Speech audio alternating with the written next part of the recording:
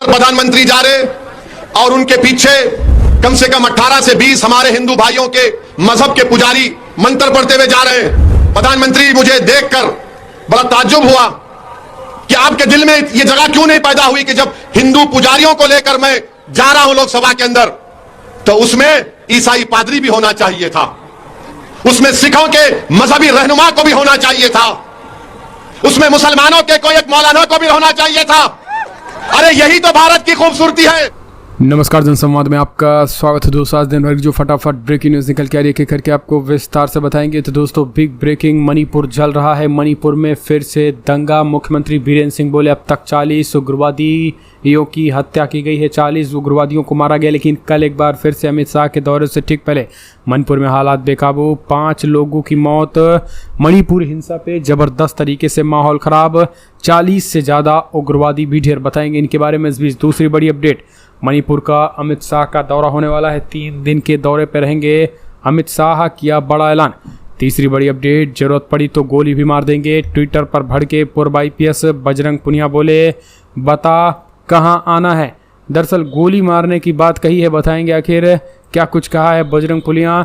चौथी बड़ी अपडेट निकल के आई है, मोदी ने एक तानाशाह ने अपने राजतिलक का रचा स्वांग।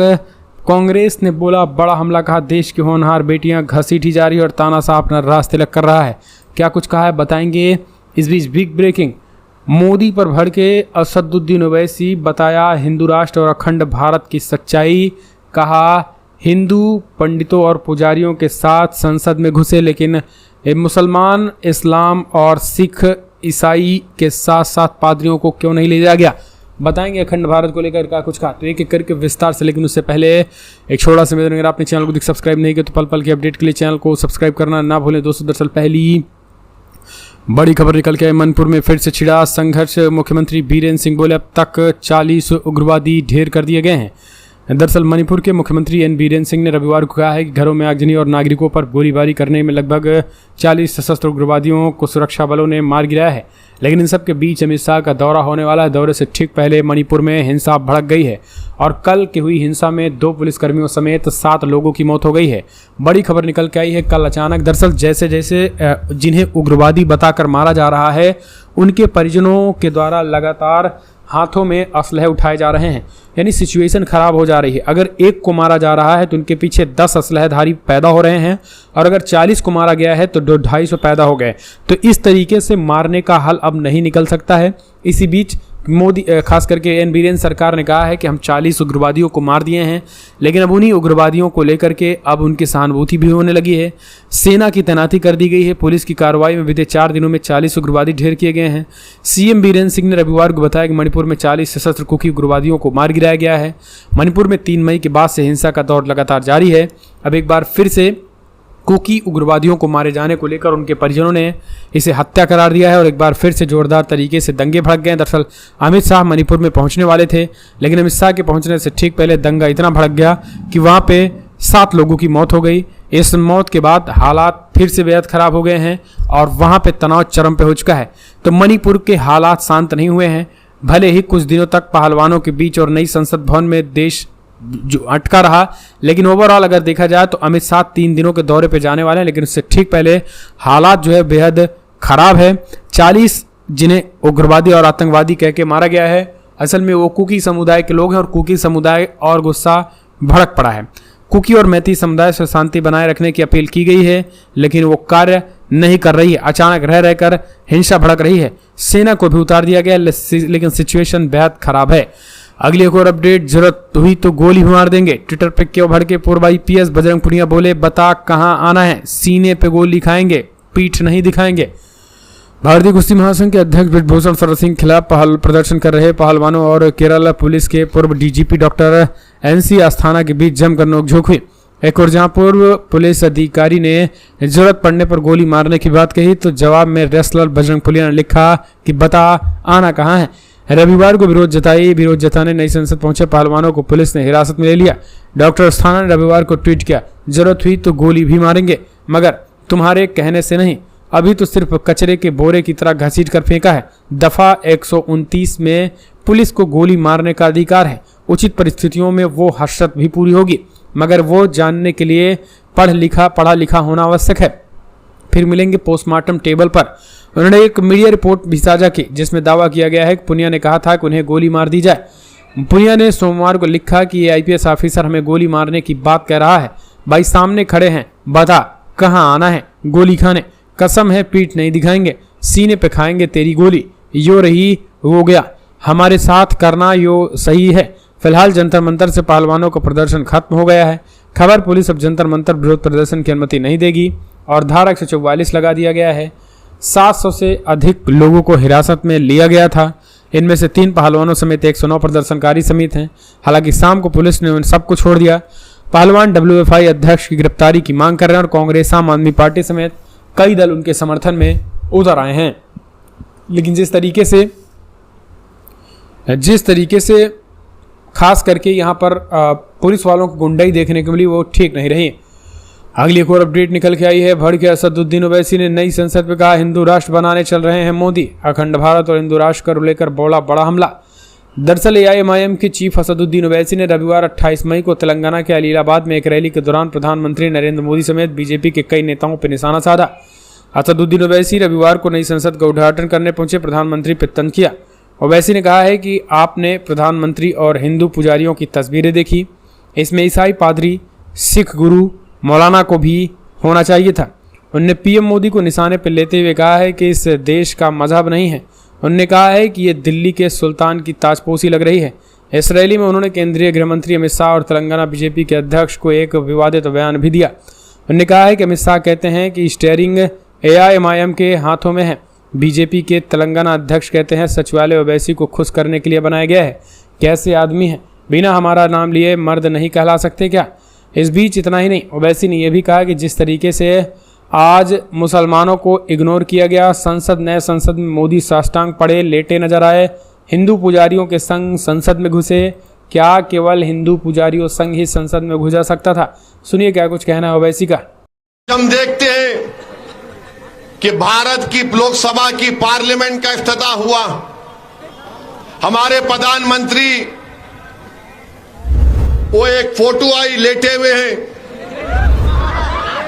फिर एक टीवी पर मैं देखा कि लोकसभा के अंदर प्रधानमंत्री जा रहे और उनके पीछे कम से कम 18 से 20 हमारे हिंदू भाइयों के मजहब के पुजारी मंत्र पढ़ते हुए जा रहे हैं। प्रधानमंत्री, मुझे देखकर बड़ा ताज्जुब हुआ कि आपके दिल में ये जगह क्यों नहीं पैदा हुई कि जब हिंदू पुजारियों को लेकर मैं जा रहा हूं लोकसभा के अंदर, तो उसमें ईसाई पादरी भी होना चाहिए था, उसमें सिखों के मजहबी रहनुमा को भी होना चाहिए था, उसमें मुसलमानों के कोई एक मौलाना को भी होना चाहिए था। अरे यही तो भारत की खूबसूरती है। वजीर आजम, इस देश का मजहब एक नहीं है, भारत का एक मजहब नहीं है, भारत किसी मजहब को मानता भी नहीं है, भारत पूरे मजहबों को मानता है। इंडिया का कोई रिलीजन नहीं है, इंडिया सब रिलीजन को मानता है। अगर कोई रिलीजन को नहीं मानता, इंडिया उसको भी मानता है। मगर अफसोस हुआ देश के प्रधानमंत्री, आप सिर्फ एक ही मजहब के लोगों को लेकर गए लोकसभा में। काश आपका दिल बड़ा होता तो उसमें ईसाई, सिख, मुसलमान और जैन लोग भी अंदर होते, बाहर हुआ। मगर लोग बोलते हैं, अब बोलेंगे नहीं बाहर नहीं हुआ, उस सूर्य रहमान का सूरा नहीं पढ़े। अरे भाई, अंदर भी पढ़ना था, अंदर भी पढ़ना था। यासीन वल कुरानिल हकीम, यह भी पढ़ना था अंदर। मगर प्रधानमंत्री सिर्फ अपने साथ इन्हीं लोगों को लेकर गए। वो लोकसभा का नया इफ्तिताह नहीं दिख रहा था, ऐसा दिख रहा था कि कोई दिल्ली के सुल्तान की ताजपोशी हो रही है। अफसोस हुआ, पार्लियामेंट की जरूरत है, पार्लियामेंट बनना चाहिए, मगर ये क्या हुआ है? क्या ये भारत का सेकुलरिज्म है? क्या ये सत्यमेव जयते है? क्या यही दिन देखने के लिए हमारे बुजुर्गों ने अंग्रेजों से लड़कर अपनी जानों की अजीम कुर्बानी दी थी? क्या इसीलिए हमारे बुजुर्गों ने काला पानी की सजा काटी थी? क्या इसीलिए जलियांवाला बाग में हमारे बुजुर्गों ने अपनी जानों को कुर्बान कर दिया अंग्रेजों की गुलामी से आजादी हासिल करने के लिए? क्या इसीलिए बहादुर शाह जफर के सामने उनके बेटों की कटे हुए सर को लाकर पेश किया गया था? क्या इसीलिए टीपू सुल्तान ने अपनी जान की कुर्बानी दे दी अंग्रेजों से गुलामी को आजाद कराने के लिए? बताइए आप मेरे अजीज दोस्तों और बुजुर्गों, ये देश के वजीर आजम को नहीं करना चाहिए था। मिस्टर मोदी, आप हिंदुओं के भी प्राइम मिनिस्टर हैं, मुसलमानों के भी हैं, ईसाइयों के भी हैं, सिखों के लिए भी हैं, आदिवासियों के लिए आप सब 130 करोड़ जनता के वजीर आजम हैं। आप एक मजहब के नहीं हैं। तो लोग अब कल से बोलेंगे वैसी तेरा मजहब कौन सा है? अरे दीवाने, मैं प्राइम मिनिस्टर ऑफ इंडिया की बात कर रहा हूं, मैं प्रधानमंत्री की बात कर रहा हूं, मैं वजीर आजम हिंद की बात कर रहा हूं। मेरी बात तुम कब जब करोगे? जब कोई मैं ओहदे पर आऊंगा। मगर इंशाअल्लाह ताला जब तक अल्लाह मुझे जिंदा रखेगा, जब तक आपकी दुआएं, आपका साथ रहेगा, असदुद्दीन ओवैसी जहां ठहरा है वहीं ठहरेगा। मेरी अगर ये फकीरी है तो मुझे अपनी फकीरी पर नाज है। अल्लाह ने मेरी फकीरी में शाही दी है।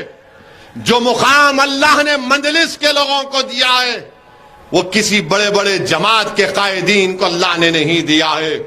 ये अल्लाह का बहुत बड़ा करम और फजल है। अगली और अपडेट, पहलवानों को लेकर भड़की कांग्रेस, बताया तानाशाह अपना राजनीतिक तिलक कर रहा था तो देश के सबसे होनहार बेटियां घसीटे और मारी जा रही थीं। दरअसल आपको बता दें, कांग्रेस पार्टी की प्रवक्ता सुप्रिया सीनेत ने कल प्रेस कॉन्फ्रेंस कर मोदी सरकार पर हमला बोला और ने कहा जिस देश में एक बहुत बड़ा इतिहास रचा गया, देश में एक तानाशाह ने अपने राजनीतिक तिलक का स्वांग रचा है। जब तानाशाह अपना राजनीतिक तिलक रच रहा था तब देश की होनहार बेटियां घसीटी जा रही थी। सुनिए क्या कुछ कहना है सुप्रिया सीनेत का। आज इस देश में बहुत बड़ा इतिहास रचा गया। इस देश में एक तानाशाह ने अपने राज तिलक का स्वांग रचा। इस देश में एक ऐसी संसद का उद्घाटन हुआ जहां लोकतंत्र को छोड़कर सब कुछ है। लेकिन सबसे स्याह इतिहास और आने वाला समय इसका साक्षी रहेगा कि जब एक तानाशाह अपना राज तिलक कर रहा था तब हमारे देश की सबसे होनहार बेटियां इस तरह से घसीटी जा रही थी, मारी जा रही थी, डंडों से पीटी जा रही थी। स्याह इतिहास ये और भी है क्योंकि बेटियों का बलात्कारी उस सदन में मौजूद था। बेटियों का बलात्कारी उस सदन में मौजूद था, उसका सम्मान हो रहा था और इस देश की बेटियों के ऊपर पुलिस टूट पड़ी थी। इनके छातियों पे मेडल रहता है, इनकी पीठ से वो पटकनी देती हैं। उन छातियों पर आज बूट थे, पीठ पर डंडे थे और पुलिस उनको ऐसे खींच रही थी कि कोई वो दुर्दांत आतंकवादी हो।